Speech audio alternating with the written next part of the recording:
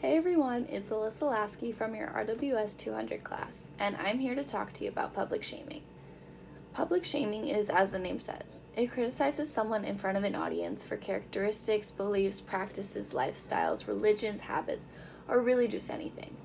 It occurs in everyday life, both online and in person, and can have some serious consequences on the person being shamed. As internet safety expert Sue Sheff wrote for Psychology Today, public shaming corrodes human civility, and such as in the cases of Justine Sacco or Sarah Huckabee Sanders, can lead to loss of job, reputation, or even life. Since shaming is such a negative practice, it is not necessary in American society. However, intervention through guilt and support are acceptable options to help friends and family overcome undesirable habits.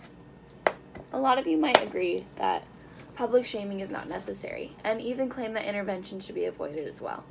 We live in a liberal college campus with the freedom to say and do as we please, as long as we don't harm others.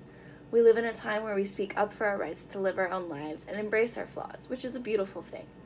So you might say, don't shame others for their weight or actions or habits. I agree, they shouldn't be shamed.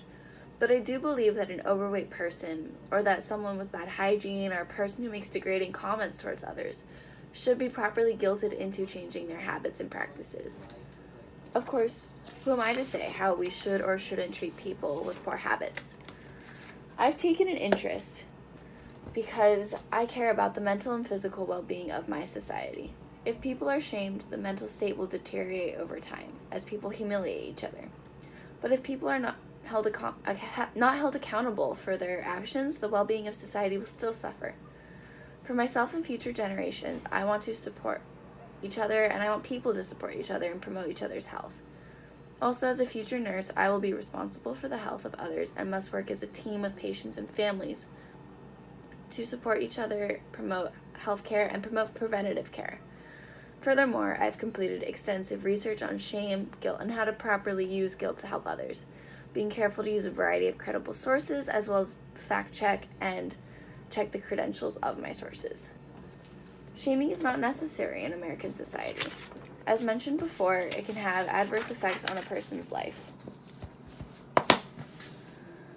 To further expand on Sheff's ideas, we can turn to Christine I. Baccio, a doctor of psychology and also a licensed psychologist. Also published in Psychology Today, Baccio discusses the psychological effects of shaming, focusing specifically on isolation. She claims that oftentimes, shame causes people to hide their actions instead of fixing them, so they escalate, ultimately leading to stress, anxiety, and depression. This is counterproductive and doesn't solve any problems, only adds to them, so shaming is not necessary. Instead, intervention via guilt can be a useful tool to help others. Now that may sound manipulative, but hear me out.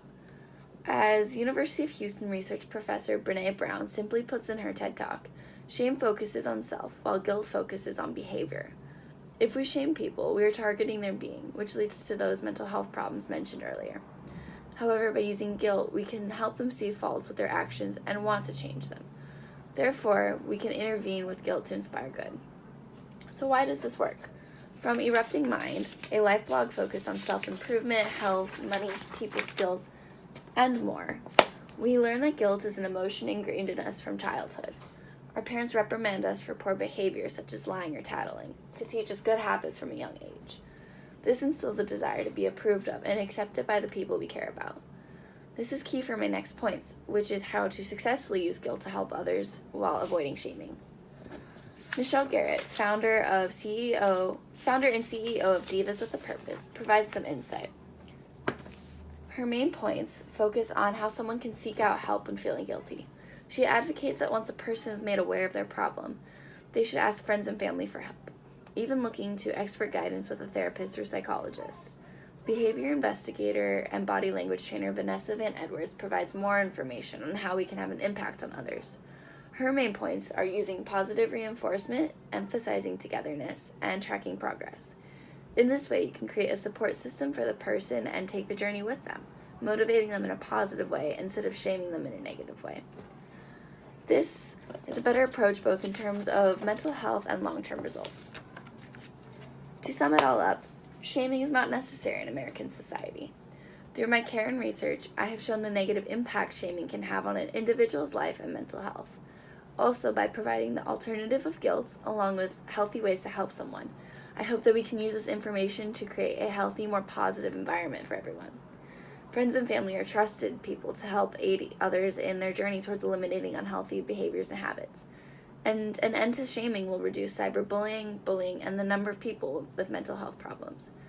I hope you take these words to heart and apply them in your own life, whether you are in a situation needing help or thinking about whether or not you should shame another. Thank you.